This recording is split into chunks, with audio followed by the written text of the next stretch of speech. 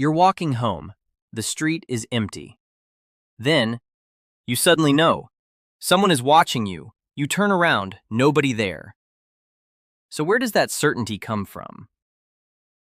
Here's the first clue.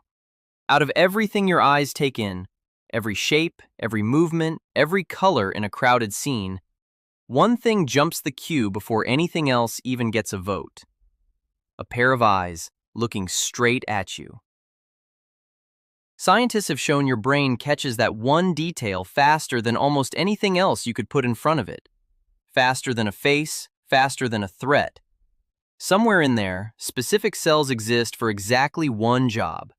Catch the eyes, and catch them first. And most of what feeds them, you never experience as seeing at all. It just arrives, already sorted as a feeling. Which raises an unsettling question. If your brain can do that with eyes it can actually see, what happens when it can't see anything at all? Dedicated cells prove the system is real.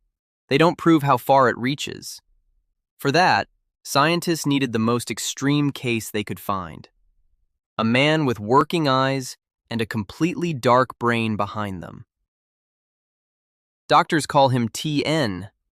2 strokes, 36 days apart, destroyed both sides of his visual cortex, the part of the brain that turns light into sight. No conscious sight of any kind ever again.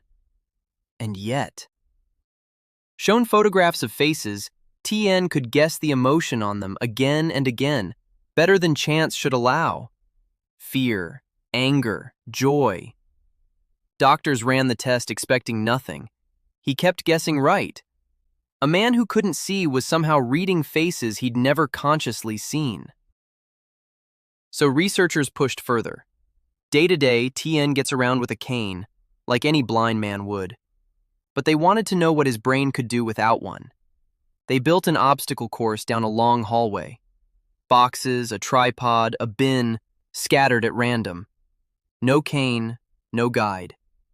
He said he couldn't do it. He was blind. Then he walked it. Perfectly. Never touched a single obstacle. The room burst into applause. Nobody in that hallway had ever seen anything like it. His eyes were sending information his mind never got to see, and his body used it anyway. Which brings us to the real question. If a blind man's brain can steer his body around a bin it never consciously saw, could that same brain also know when a pair of eyes was pointed at him? Scientists put TN in a brain scanner and showed him photographs of faces, some looking straight at him, some looking away. He couldn't see any of it, not one image. But his amygdala could. That's your brain's alarm center, buried deep, older than the part of you that reads or reasons. On the scans, it lit up harder for the faces staring at him than for the ones looking away. An ancient wire, running far beneath conscious sight, was still tracking exactly who was looking.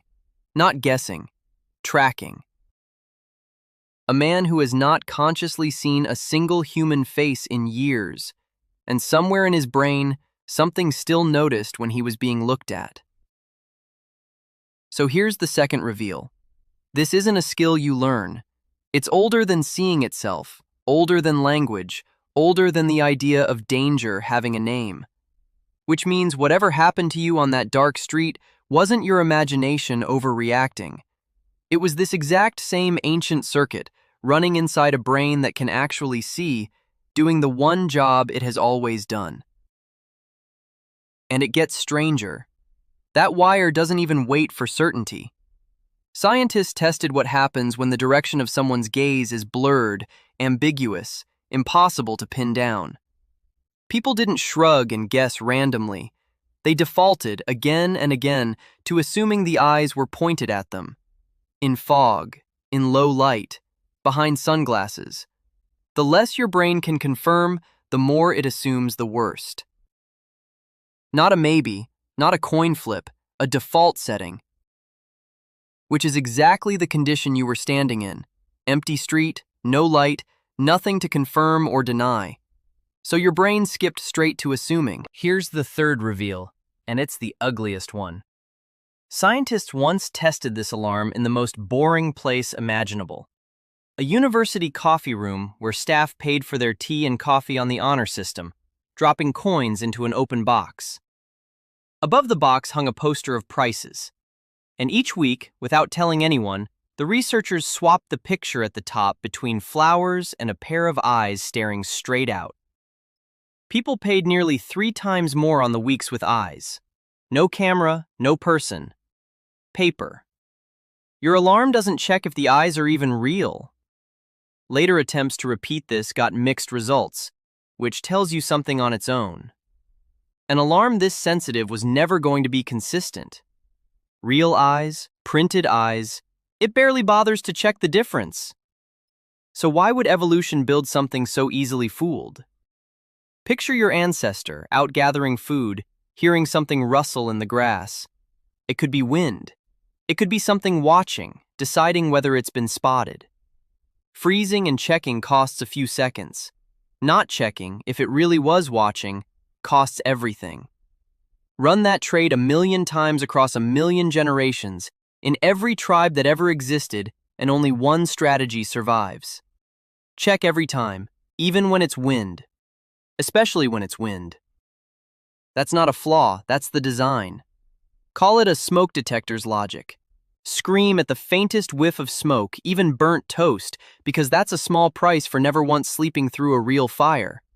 Cheap false alarms, forever, in exchange for never missing the one that counts.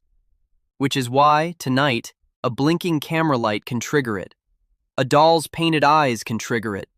A dark window, a portrait whose eyes seem to follow you across the room, a phone propped up screen out on a table, an empty parking lot with one car you don't recognize, a pair of headlights that sit still behind you for 1 block too long, a stranger on the train who you're almost certain glanced over.